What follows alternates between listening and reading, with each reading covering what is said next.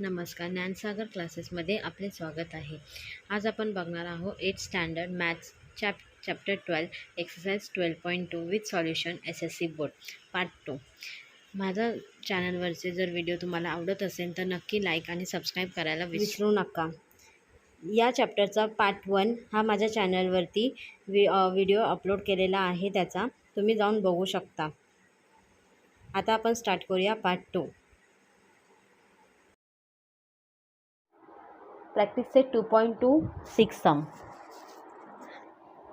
Some tickets of rupees 200 and some of rupees 100 of a drama in a theater were sold. Okay, एक drama theatre आहे, त्याच्यामध्ये 2 टाईप्सच्या ticket sold out होत होत्या, rupees 200च्या आणि rupees 100च्या. The number of tickets of rupees 200 sold was 20 more than the number of tickets of rupees 100. Okay, ज्या 100 रुपीजच्या ticket आहेत त्याच्यापेक्षा 20ने जास्त रुपीज 200च्या काय झालेल्या आहे, सोल्ड आउट झालेल्या आहे. The total amount received by the theater by sale of tickets was rupees 37,000. Find the number of rupees 100 tickets sold. Consider करूया आपण रुपीज 100च्या tickets. Let the number of tickets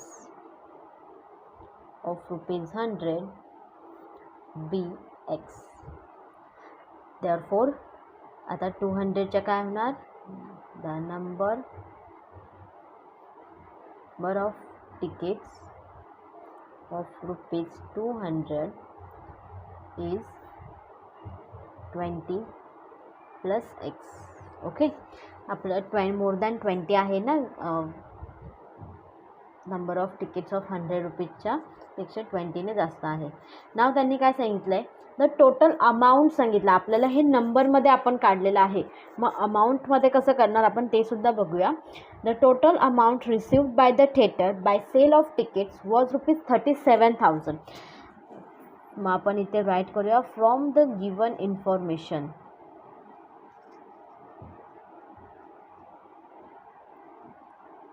दिलेल्या सूचनेवरून आपल्याला काय करायचं आहे,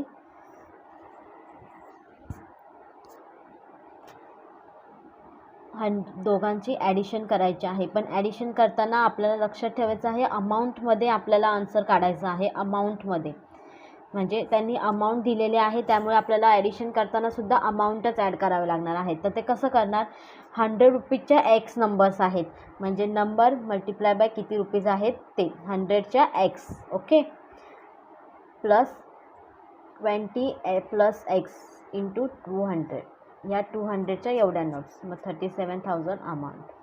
बरोबर. आता मल्टिप्लिकेशन करूया, 100x प्लस 2 2 4 म्हणजे 4000 झाले हे, आणि 200x झाले.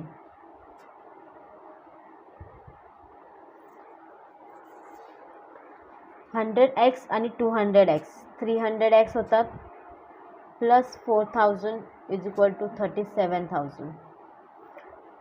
आता इथे 300x असेच ठेवूया, 37,000 मायनस 4,000 ॲड होते, ते मायनस करूया.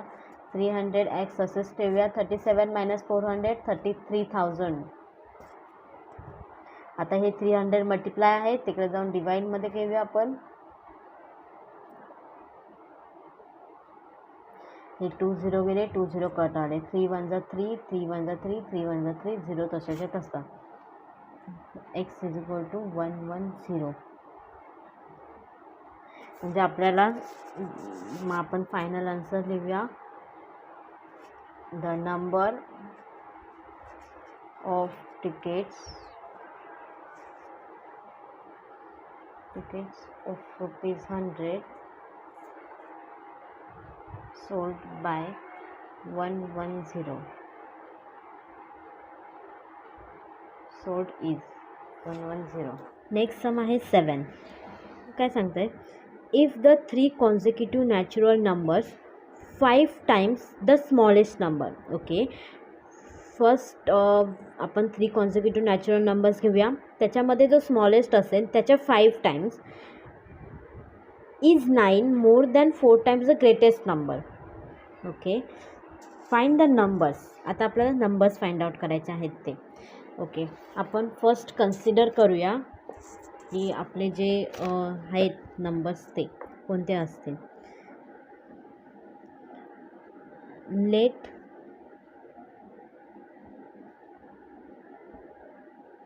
Three consecutive numbers be x, x plus 1 and x plus 2. हे आपण अज्यूम केले आहेत. Okay, x, x plus 1, x plus 2. From given information 5 times the smallest number. म्हणजे स्मॉलेस्ट नंबर कोणता आहे आपला x, तर त्याच्या 5 टाइम्स म्हणजे 5x. बरोबर. इज म्हणजे is equal to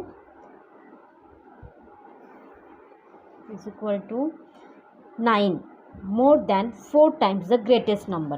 greatest number आहे आपला x प्लस 2, त्याच्या 4 टाइम्स 9. इज 9 सांगितलं आपल्याला. इज 9 मोर दॅन आहे म्हणून आपण ॲडिशन केलेले आहे. Okay, 4 times the greatest number. 4 times the greatest number आपण घेतलेला आहे. ग्रेटेस्ट नंबर आपला 3 कॉन्झिक्युटिव्ह टर्म्समध्ये x प्लस 2 होता म्हणून. ओके, आता याला सॉल्व करूया. 5x इज इक्वल टू 4ने मल्टिप्लाय करूया ब्रॅकेटला. 4x प्लस 4 टू जा 8 plus 9. 5x is equal to 4x तसंच ठेवूया. 8 प्लस 9 17. आता हे 5x आणि 4x आहे ते 5x 4x प्लसमध्ये आहे ते मायनसमध्ये होणार आणि इथे 17 तसेच राहणार. मग 5x मायनस 4x फक्त x इज इक्वल टू 17. म्हणजे आपल्याला एक्सची व्हॅल्यू मिळाली 17. Therefore first number is equal to 17.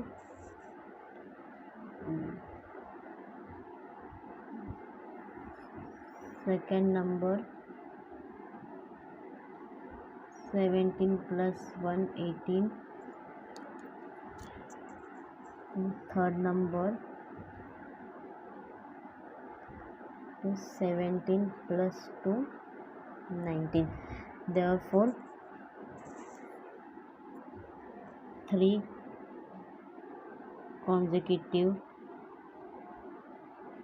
terms are 17, 18, 19. Okay, हे झालं आपलं 7 समचं सॉल्युशन. आपण घेऊया 8 सम प्रॅक्टिस सेट 12.2चं.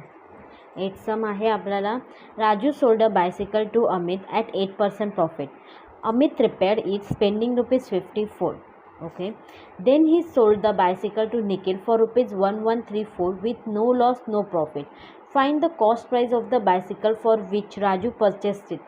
ओके, आता आपल्याला इथे कॉस्ट प्राईस काढायचे आहे. ओके, खरेदी किंमत काढायची आहे आपल्याला. इथे राजूने किती अमाऊंटला खरेदी केली आहे बायसिकलची. आपण कन्सिडर करूया लेट कॉस्ट प्राईस. जी अमाऊंट आपल्याला काढायची असते ती अमाऊंट आपण एक्स अज्यूम करतो. Cost price of bicycle be x rupees. Okay, therefore Raju sold. Next काय सांगितलं त्यांनी. Raju sold a bicycle to Nikhil to Amit at the rate 8% profit on sale. Profit on sale त्यांनी दिलेलं नाही आहे, पण हा प्रॉफिट ऑन सेल आहे. मग आपल्याला सेलिंग प्राईस काय मिळणार. आता इथे बघा प्रॉफिट ऑन सेल आहे, पण आपल्याला कॉस्ट प्राईसवरती घ्यायचं आहे. त्याच्यामुळे जर सेलिंग प्राईसवरती 8/100 असेल तर कॉस्ट प्राईसवरती 100 प्लस 8/100 येणार. 108% होणार, 08 होणार. मग आपल्याला 108 इंटू एक्स ही आपली सेलिंग प्राईस येणार. सेलिंग प्राईस येणार 108/100 into x. From given information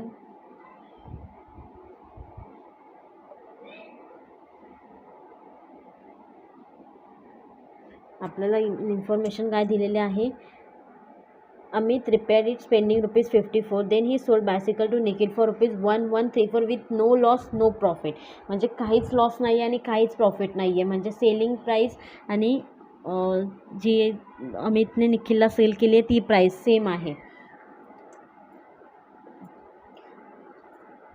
म्हणजे राजूने जे अमितला सेल केले आणि अमितने जे निखिलला केलं त्याच्यामध्ये सेम अमाऊंट आहे ते सांगत आहेत. From given information 108/100 x plus 54. म्हणजे तुम्ही एखादी वस्तू खरेदी केली आणि ती तुम्हाला विकायची आहे तर त्याच्यावरती जो खर्च होणार आहे तो पण ॲड करून तुम्ही काय करणार, ती गोष्ट विकणार असणार. म्हणून आपण 54 काय केलेले आहेत, ॲड केलेले आहेत. 1134 108/100 x असेच ठेवले. हे 54 प्लस आहेत ते तिकडे आपण मायनस करूया, -54. therefore 108x/100 is equal to 1134 मधून -54 केले. आपण इथे करून बघूया. 1134 - 54 4 गेले, 13 गेले, 13 मधून 5 गेले, 8 राहिला आणि 10 तसे झाले. म्हणजे 1080 अमाऊंट आली. देअरफॉर आता हे 108x आहेत ते सॉरी इथे 100 आहेत ते इथे डिवाइड आहे ते जाऊन काय होणार, मल्टिप्लाय होणार. 108x इज इक्वल टू 108000 आले. बरोबर. हे 108 काय आहे तिथे मल्टिप्लाय आहे, तिकडे जाऊन काय होणार, डिवाइड होणार. 108 1 108 1 म्हणजे अमाऊंट काय आली, x is equal to 1000 rupees. म्हणजे कॉस्ट प्राईस काय येते आपली 1000 rupees. Okay.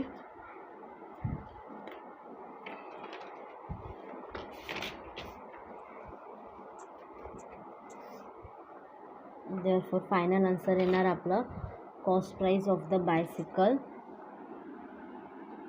Cost price of the bicycle is ₹1000. Okay. हे झालं आपलं 8th सम. नेक्स्ट सम घेऊया आपण 9th.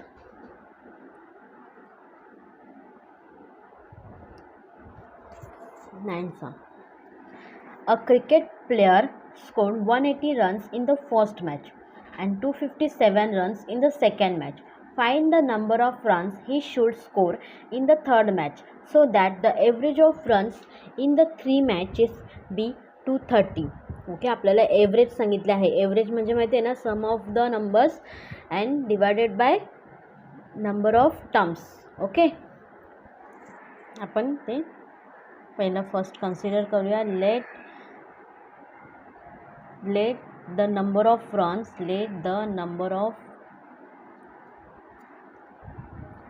runs in third match be x. Okay. ना 3 मॅचेसची टोटल किती आहे, 230 सांगितलेली आहे average of runs. Okay. So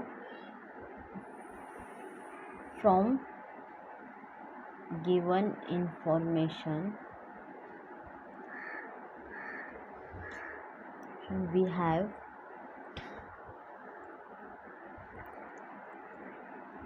180 runs in first match, 257 runs in second match plus third match मध्ये x. त्याची एव्हरेज म्हणजे नंबर ऑफ टर्म्स 1 2 3 आहे म्हणून 3 नंबर्स, 5 असते तर 5 घेतले असते. इज इक्वल टू टोटल आहे 230. ओके. आता इथे 3 मल्टिप्लाय आहे, इकडे 230ला सॉरी डिवाइड आहे इथे 3, तिथे जाऊन मल्टिप्लाय करूया. मग 180 + 257 + x is equal to 230 multiply by 3. आता इथे ह्या दोघांची ॲडिशन करून घेऊया. किती येणार, 1/1 युनिटला युनिट ॲड करूया. 7 8 + 5 13 1 कॅरी करणार. 1 + 1 2 + 2 4 437 होणार. ओके. हा मी हॉरिझॉन्टल ॲडिशन करते आहे. Plus x is equal to 230ने 3ला मल्टिप्लाय करणार.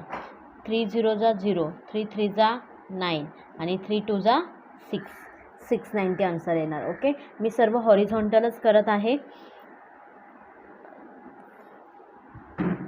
437 + x = 690 आले आहेत आपले. आता आपण हा x इथेच ठेवूया आणि 690मधून 437 काय करूया, मायनस करूया. आता हे सबट्रॅक्शन आहे, ते आपल्याला असं हॉरिझॉन्टल नाही करता येणार, त्याच्यामुळे आपण इथे करून दाखवत आहे मी. 437 0तून 7 जात नाही, दॅट्स वाय 10 घेणार. 10मधून 7 गेले 3, 9 कट होऊन 8 येणार. 8मधून 3 गेले 5, 6मधून 4 गेले 2 म्हणजे 253. 253 म्हणजे एक्सची अमाऊंट काय आली आपली, 253. एक्सची अमाऊंट काय आली आपली, 253. मग आपलं फायनल आन्सर काय येणार आहे, the number of runs in third match is 253. Number of runs किती झाले, 253 in third match. Okay, next sum is 10 सम. आपण 10 समकडे जाऊया. हे लास्ट सम आहे या एक्सरसाइजचं. आपण पूर्ण एक्सरसाइज सॉल्व केलेली आहे. तुम्ही माझ्या चॅनलवर बघू शकता. 12 चॅप्टर आहे, तो पूर्ण मी इथे सॉल्व करून दाखवलेला आहे, with solutions, with basic knowledge आणि with solve examples also. So please check करा एकदा. Next 10 sum. Sudhir's present age is 5 more than 3 times the age of Veeru. Okay, सुधीरचं एज हे 5 वर्षांनी 3 टाइम्स ऑफ एज ऑफ वीरूच्या 5 वर्षांनी जास्त आहे. Anil's age is half the age of Sudhir. If the ratio of the sum of Sudhir's and Veeru's age to 3 times Anil's age is 5/6, then find Veeru's age. आपल्याला Veeru's age find out करायचं आहे. सो आपण इथे कन्सिडर करूया वीरूज एज. लेट वीरूज एज बी x इयर्स. ओके, वीरूचं एज आपण काय करूया, x years consider करूया. नेक्स्ट त्यांनी आता आपल्याला एकेकाचं एज सांगितलं आहे, ते बघूया. सुधीर्स प्रेझेंट एज आपण इथे लिहूया. सुधीर्स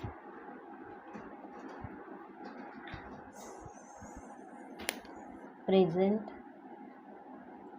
एज इज इक्वल टू किती आहे, सुधीरचं present age is 5 more than म्हणजे प्लस 3 टाइम्स म्हणजे 3 times the age of Veeru. मग वीरूचं एज किती घेतलेलं आहे आपण, x घेतलेला आहे.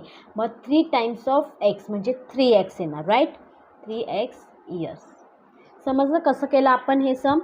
ओके, त्याच्यानंतर सुधीर्स प्रेझेंट एज झालं. नेक्स्ट काय सांगितलं आहे त्यांनी, Anil's age is half the age of Sudhir. आता जे सुधीरचं एज आहे त्याच्या हाफ कोणाचं एज आहे, अनिल. मग Anil's present age,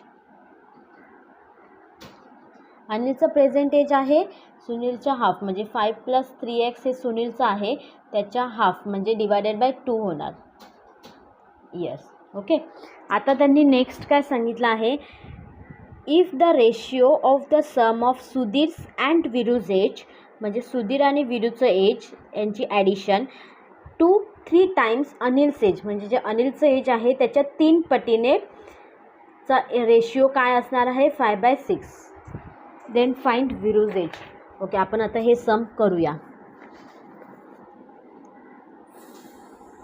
from given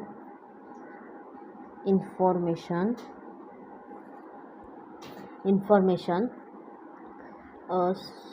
sum of Sudhir and Viru's age, okay, divided by 3 times of Anil's age. हा आपला रेशिओ आहे 5/6. ओके, आता आपण त्याला न्यूमेरिकलमध्ये सॉल्व करूया. सम of Sudhir and Veeru's age काय येणार, सुधीर x + 5 + 3x. ओके, हे झालं वीरू आणि सुधीरचं एज डिवायडेड बाय 3 आता अनिलचं एज काय 5 + 3x डिवायडेड बाय 2 बरोबर. त्याला 3 टाइम्स नाही, 3 टाइम्स म्हणजे 3ने मल्टिप्लाय होणार. आता 5/6 तसेच आले. आता एक गोष्ट लक्षात ठेवा, जेव्हा डिवाइडमध्ये खाली पुन्हा डिव्हिजन असतो तो न्यूमरेटरला काय होतो माहिती आहे का, मल्टिप्लाय होतो. काय होतो, मल्टिप्लाय होतो. मग हा जो 2 आहे तो आपण इथे काय करणार आहोत, मल्टिप्लाय करणार आहोत. काय करणार आहोत, मल्टिप्लाय करणार आहोत. 2ने ह्या टर्मला मल्टिप्लाय करायचा. तर ही टर्म आपण सॉल्व्ह करून घेऊया. 3x + x 4x + 5 आणि 3ने इथं पहिल्यांदा आपण असंच लिहून घेऊया = 5/6. आता आपण सॉल्व्ह करूया. 2ने 4xला केलं 8x + 2 5 = 10 3 3 9x = 5/6. ओके. आता cross multiplication, cross multiplying.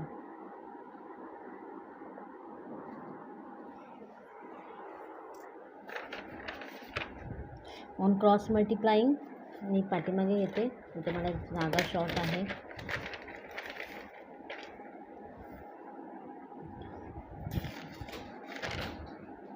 सिक्सने 8x + 10 च्या ब्रॅकेटला आपण मल्टिप्लाय करणार. 8x + 10 = 5ने 15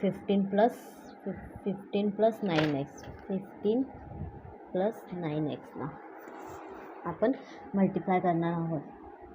therefore 6 × 8x 48x + 60 = 15 5 = 75 + 45x 5 9 = 45x. आता 48x - 45x = 75 - 60. आपण इंटरचेंज करून घेतल्या values. 48 - 45 3x = 75 - 60 15. Therefore x = 15/3, x = 5. 3 × 3 3 5 = 15. म्हणजे आपला x = 5 आला. म्हणजे आपल्याला विरूज एज भेटलेला आहे = 5 years. सो दिस एज आपल्याला काढायला नाही सांगितले, पण मी इथे तुम्हाला दाखवते पूर्ण. सो दिस एज काय होतं आपलं 5 + 3x present age. So this present age 5 + 3x ना. मग 5 + 3 × 5 5 + 15 20 years. सो दिस एज आहे 20 years. आणि अनिल एज काय होतं, अनिल एज होतं 5 + 3x डिवायडेड बाय 2. मग 5 + 3x तर आपल्याला आलं आहे आन्सर 20. 20/2 म्हणजे 10 years. म्हणजे अनिलचं आन्सर आहे, अनिलचं एज आहे 10 years. पण आपल्याला फाइंड आउट करायचं आहे फक्त Veeru's. Then find Veeru's age. Therefore the Veeru's final आन्सरमध्ये जे रिक्वायर आहे तेच लिहूया आपण. The Veeru's age is 5 years. Okay. अशा प्रकारे आपली ही 12.2 एक्सरसाइज संपलेली आहे. तुम्हाला जर काही डाऊट्स असतील तर तुम्ही कमेंट बॉक्समध्ये कमेंट करू शकता. आपण नेक्स्ट व्हिडिओमध्ये सेकंड चॅप्टर बघणार आहोत.